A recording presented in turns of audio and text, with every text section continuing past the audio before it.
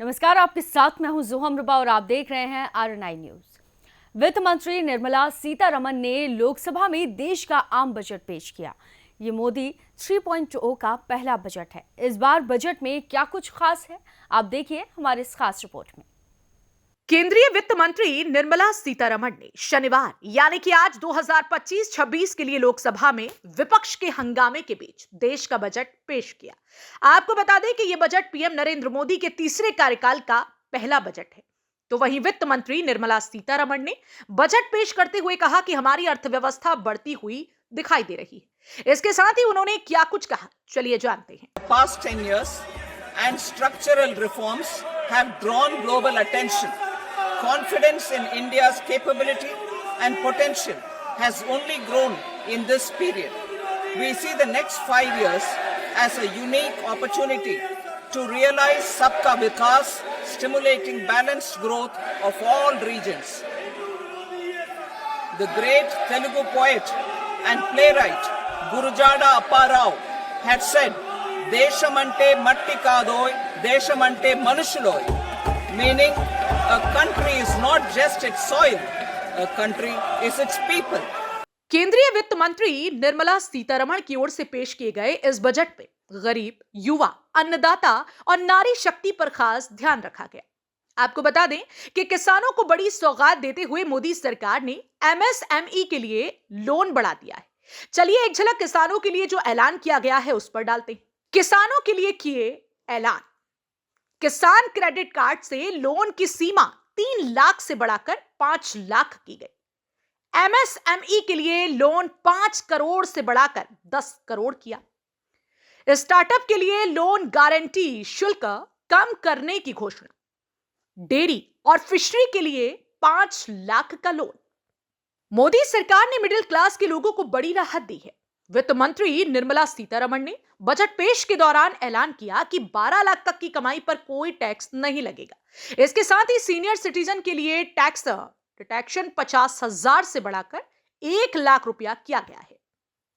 नई income tax regime में rates और स्लैब्स 0 से 12 लाख की आय पर 0 टैक्स, 12 से 15 लाख की आय पर 15% टैक्स, 15 से 20 लाख की आय पर 20% टैक्स, 25 लाख से अधिक की आय पर 30% टैक्स।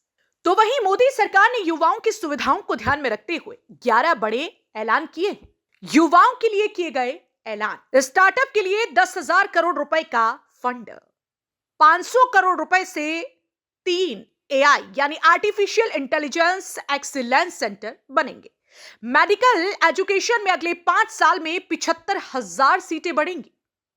देश में 23 IIT में 6500 सीटें बढ़ाई जाएंगी। मेडिकल कॉलेजों में 10,000 सीटें बढ़ेंगी। पीएम रिसर्च फेलोशिप के तहत 10,000 नई फेलोशिप दी जाएगी। देश में ज्ञान भारत मिशन शुरू होगा। 1 करोड़ मैन्युस्क्रिप्ट का डिजिटलाइजेशन होगा।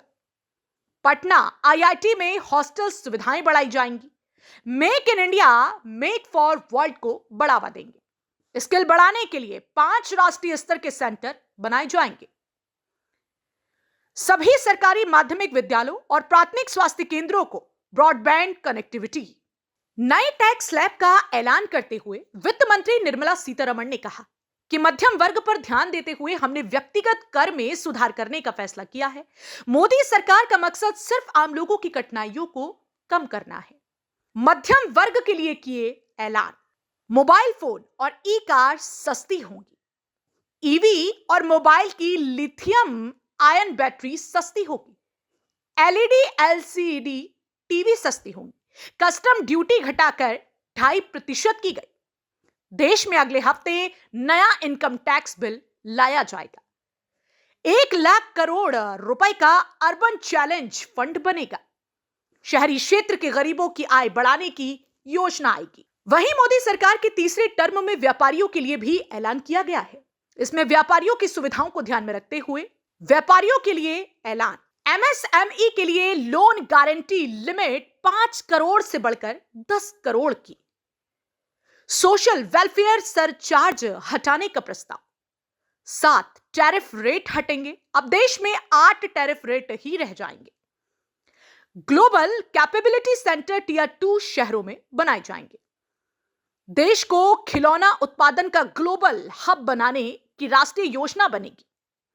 नई लेदर स्कीम से 22 लाख लोगों को रोजगार मिलेगा। बिहार में national institute of food technology बनेगा। सूक्ष्म उद्योगों के लिए 5 लाख रुपए की लिमिट वाले कस्टमाइज्ड क्रेडिट कार्ड जारी होंगे। पहले वर्ष 10 लाख कस्टमाइज्ड क्रेडिट कार्ड जारी किए जाएंगे। शहरी स्ट्रीट वेंडर्स के लिए पीएम स्वनिधि स्कीम की लोन लिमिट बढ़कर 30,000 रुपए होगी। बजट पेश किए जाने से पहले ऐसी अटकलें लगाई जा रही थी कि सरकार नई टैक्स रिजीम को ज्यादा से ज्यादा बढ़ावा देने वाली है। इनकम ढांचे में फिलहाल संभावित बदलाव भी इसकी बात कही जा रही थी, लेकिन मोदी सरकार ने सभी वर्ग के लोगों को ध्यान में रखते हुए बजट को पेश किया। तो फिलहाल के लिए इस खबर में सिर्फ इतना ही। बाकी तमाम खबरों के लिए आप देखते रहिए RNI न्यूज।